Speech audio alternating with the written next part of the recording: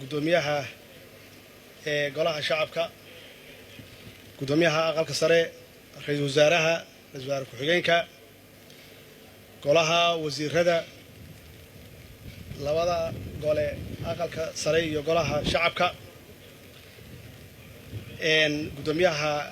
gobolka Banaadir Allah mahad leh oo runtii caawa halkan isugu keenay meeshaan neecawda ah oo qurxoon oo wanaagsan waxaan uga mahad celinayaa ra'iisul wasaaraha iyo xafiiskiisa waxaan rabaa inaan u mahad celiyo baarlamaanka labada aqal oo runtii kalfadhiga hadda ugu dambeeyay lixaad shaqo aad iyo aad runtii loogu baahan yahay oo muuqda u qabtay khaasatan aan wax ka sii raahdo baarlamaankan tobnaad anigu waxaan aaminsanahay inaad ka duwan tihiin kii sagaalaad iyo sideedaad iyo kuwii ka horreeyay waxaa uga duwan tihiin runtii waxaa qayb ka tihiin ama aad hormood ka tihiin xasilinta iyo deganaanshaha dowladnimo oo ahayd wax horey loo waayey oo dib noo dhigay waxaad bannaanka ka istaagteen wax alla wixii khilaaf ah dowladnimo sideedu waa iska crisis oo waxa weeye wax la manage gareeyo hadba dhibkii yimaada ileen waxaa la maamulayaa 15 iyo 20 milyan dad gaaraye oo weliba xaalad adag soo maray oo 30 sano dhib ah soo maray duruufo badan ay jiraan marka waa imaan annagana de Soomaaliyeedna waa u sameysanahay khilaaf iyo iska horimaad iyo muran waa u sameysanahay iyo qof walba inuu sidiisa u boqran yahay waa u sameysanahay xaqiiqatan waxay ka fogaadeen wax alla wixii khilaaf ahaa waxay ka fogaadeen wax alla wixii dhibaato u keeni karay dowladnimada iyo ama dib u dhac u keeni karay waxa arkaysaan oo leeyahay waa la qabtay waxay ka ahaayeen hormood iyo ka ahaayeen horseed ayay ka ahaayeen la'aantood deganaashahooda iyo xasiloonidooda iyo wada shaqeyn la'aantoodana wixii la qabtay laba qabteen marka waxaan leeyahay aad iyo aad u mahadsantihiin talabaad wada shaqeynta dowladda dhexdeeda ah dhaqankii siyaasadeed oo hore waa bedelnay oo waxaan ku bedelnay wada shaqeyn waa sax perfect ma jiro ilaahay un baa yaa dhan bini aadan baan nahay khaladaad waa iska imaan dib waa iska imaan karaa laakiin waxaan ku dadaalnay in aan dhexdeena wada shaqeyno in madaxtooyada iyo golaha wasiiradu ay wada shaqeeyaan golaha wasiirada iyo labada aqal ay wada shaqeeyaan dowlad ahaan iyo shacabka Soomaaliyeed oo iyagu sovereignty ah iyagu dowladnimadii iska leh inaan wada shaqeyno waxa weeye wada shaqeyntaasna qayb weyn waxa ka ah golaha labada aqal ya qayb weyn ka ah tan saddexaad in aan kala madax banaanahay waa cadeynay in hay'ad walba oo dastuuri ah hay'adaha kale ee ka madax banaan yihiin way muuqataa oo wax isku dhex jira ma jiraan oo nala arki maayo waa sax loobi waa jira laakiin waxaan u dhaafnay golaha wasiiradu inay hawshooda qabsadaan labada aqalna hawshooda ay qabsadaan taas xaqiiqatan waa wax runtii nagu cusub waxay keentay marka inaan shuruuc badan ay ansixiyaan wada shaqeyntaas waa saad maqlayseen 22 sharci iyo ansixiyeen 20 iyo ansixiyeen laba kalena waa la yaala macnaheedu waxay tahay juhdigay galiyeen iyo shaqaday qabteen waa markaan leeyahay lamid ma aha kuwii ka horreeyay waana ku mahadsan yihiin shuruucdaas waxaa ka mid ah marka kii maanta ay ansixiyeen oo ahaa shalay oo ahaa kii doorashada sharcigii doorashada aad iyo aad ayay runtii ugu mahadsan yihiin annagu waxaan filaynay in muddo dheer ay qaadanayso bacdama waqtiyadan marka la soo gaaro xoogaa ay timaado iskhilaafaad iyo cudurdaarro fara badan laakiin runtii aad iyo aad ayaan runtii uga mahad celinayaa sharcigaasna wuxuu ka bilowday heshiiskii baydhabo iyo ka bilowday baydhabo markaan isku tagnay baydhabo agreement dowlad goboleedyadii iyo annaga markaan halkaas ugu tagnay iyadoo la leeyahay waxba lagama soo saarayo oo sida uu sheegay duqa Cabdulle inta badan dadka Soomaaliyeed mas'uuliyiinta ah lagama filo inay wax isku raacaan aan ka soo saarnay in aan ku heshiinay qaabkii doorashada loo sameyn lahaa oo qof walba uu saxay uu committed uu ku noqday qof walba uu saxay heshiiskaas iyo kii khayraadka qaybsiga khayraadka iyadana inaan isku raacnay oo aan wada saxnay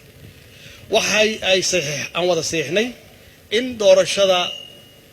2020ka iyo 2021 ay u dhacdo qof iyo cod shacabka Soomaaliyeed dib in loogu celiyo awoodooda waxay u dhacday in uu noqdo doorasho midaysan wixii ka dambeeyay marka waxa iska leh diyaarinteeda iyo ka shaqaynteeda xukuumadda iyo labada gole ee baarlamaanka yaa iska leh annagu waxaan soo diyaarinay marka midkii ugu sahlanaa iyo xukuumad soo diyaarisay oo aan islahayn wuxuu midayn karaa dalka oo single constituency la yiraahdaa oo hadda tahay xildhibaan inaad mathalayso dalka oo dhan aad mathalayso codka Kismaayo aad ka hesho uu yahay cod aad ka heshay Baydhabo kan Baydhabo aad ka heshay uu yahay mid Boosaaso aad ka heshay iyo guud ahaan dalka oo dhan iyadoo cidna la siinin special status aan la siinin waxaan u arkaynay inuu yahay kii ugu fududaa kii xoojin lahaa multi party systemka ahzaabaan xoojin lahaa oo xisbi dadku ay u dooran lahaayeen intay u dooran lahaayeen shakhsi anu marka hadii kaas way kaan rabnay dad badan oo halkan fadhiyana laga yaabo inay ahaayeen kaas inay rabeen waana laga raayay mid kale la soo baxay annagu kaas waxaan u arkaynaa xaqiiqatan inuu ahaa mid aan ku promote gareyn karno aan u sheegi karno shacabka xisbiga مثلا dawladdu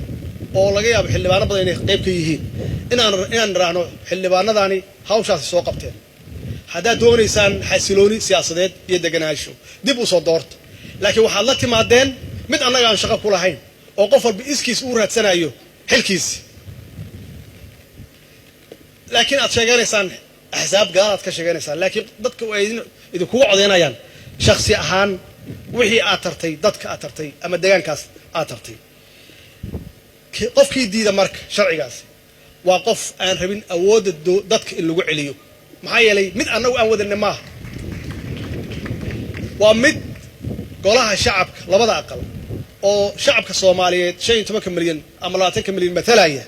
ay iyagu keeneen intay guddi u saarteen shirar badan galeen xitaa xamar ay ku filnaan weyday ee dawladda wadamo kale aadeen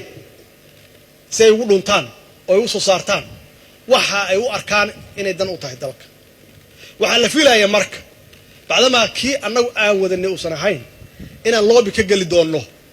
oo dad badan ay u fasiri doonaan inaan isku cabireyno dharkaas laakiin waa u deynay sharcigaasi waa kana horteedu yaala hortiinaan ku saxiixaya caawa waxaan codsanayaa labada gudoomiye iyo labada barnaamijyada inay garabkay soo istaagaan caawa laga bilaabo dalku doorasho aaday hal ogaado bismillaahir rahmaanir rahiim madaxweynaha jamhuuriyadda federaalka Soomaaliyeed markuu arkay qodobka 87 farqada koowaad iyo farqada labaad ee dastuurka markuu arkay qodobka 9aad xarafka fa ee dastuurka markuu arkay warqada gudoomiyaha golaha shacabka baahida loo qabo in la ansixiyo lana meel mariyo sharcigan waxa uu madaxweynuhu soo saaray sharcigan qodobka koowaad laga bilaabo markuu madaxweynuhu saxo sharcigan waxa si rasmi ah loo ogolaaday sharciga doorashooyinka heer federaal marka uu madaxweynaha jamhuuriyadda federaalku saxo sharcigan waxa loo daabici doonaa faafinta rasmiga ah ee jamhuuriyadda federaalka Soomaaliyeed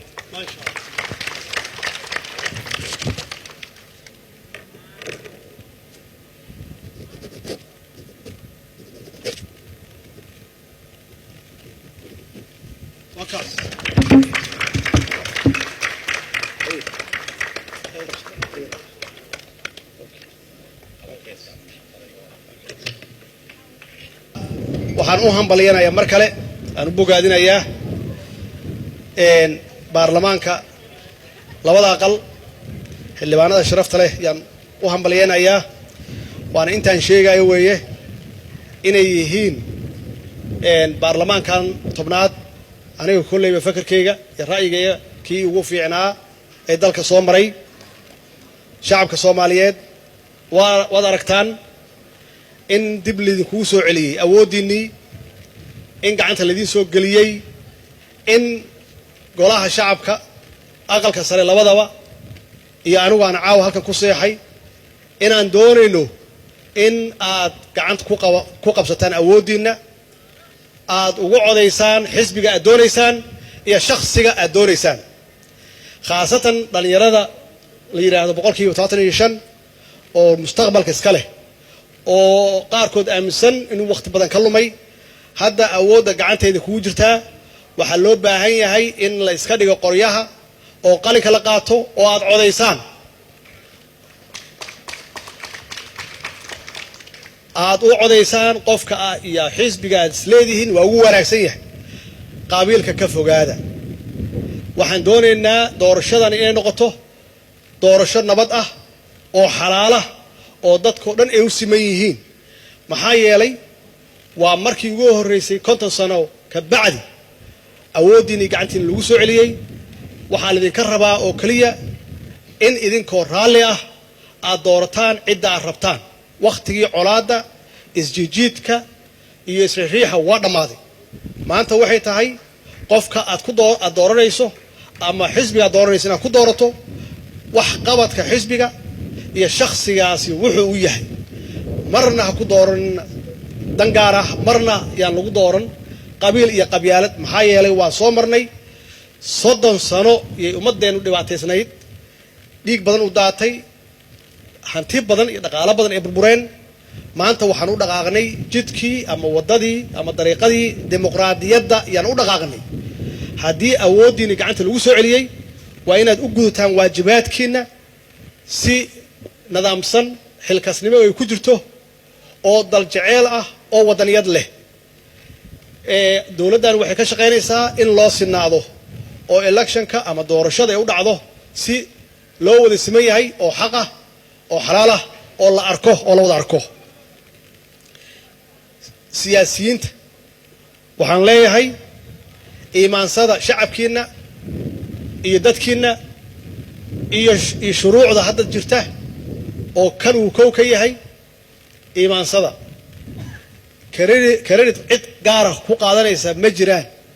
hawsha socota hawshaan waxay ka soo bilaabatay hadda wax ma bilaaban waxay ahayd wax soo taxnaa oo soo socday ahayd marba heer soo maraayay iyo marxalada soo maraayay waxay soo martay waqti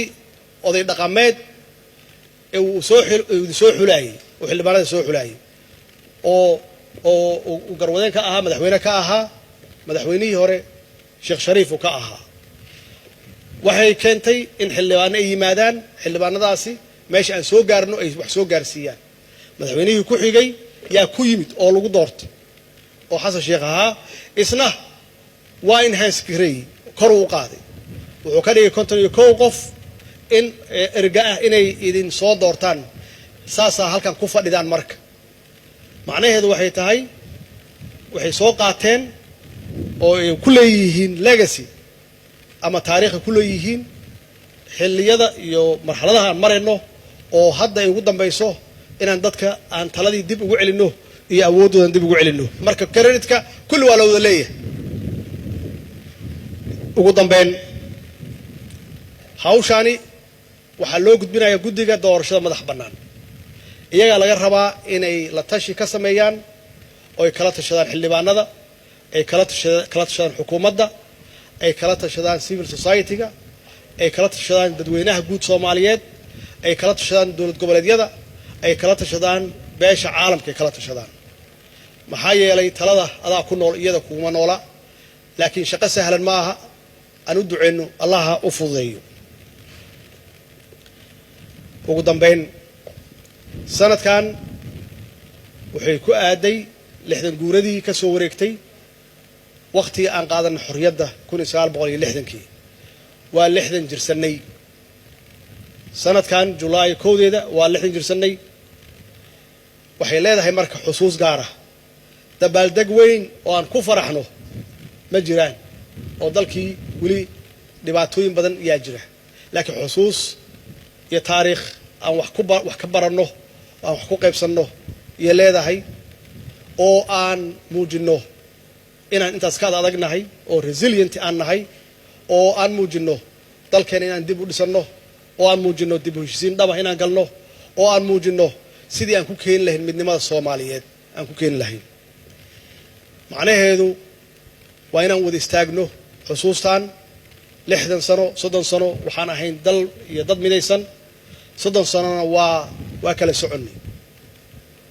waxaan rabaa inaan wada duceysano kulligeen intaan ducada bilaabin waxaan idinka codsanayaa guud ahaan ummadda Soomaaliyeed meel kasta ay joogaan inay xusaan oo la isu diyaariyo oo qof walba qaybtiisa ka qaato kaalintiisa ka qaato haday tahay wax ugu yar geed inaad beerto haday ugu yar tahay inaad qashinka gurigaaga ka hor qaado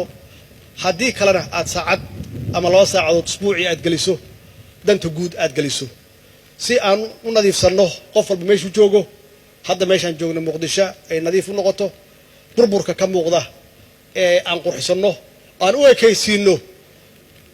dalkii siduu ahaan jiray dal nabad ah oo bilicdiisa iyo quruxdiisa la soo noqday saas darteed qof walba oo Soomaali ah meel kasta uu joogo waajibaadkaas saaran xusuusta 60 guurada darteed qof walba inuu isxilqaamo uu kaalintiisa qaato wax alla wuxuu ku tari karo dalkiisa iyo deegaankiisa inuu sameeyo aan duceysano marka aan duceysano Ilaahay inuu nabadna siiyo Ilaahay inuu dhibka naga dulqaado Ilaahay inuu midnimo noo keeno Ilaahay dhexdeena inuu burcad isu mariyo ama farmaajo isu mariyo wassalaamu calaykum wa rahmatullaahi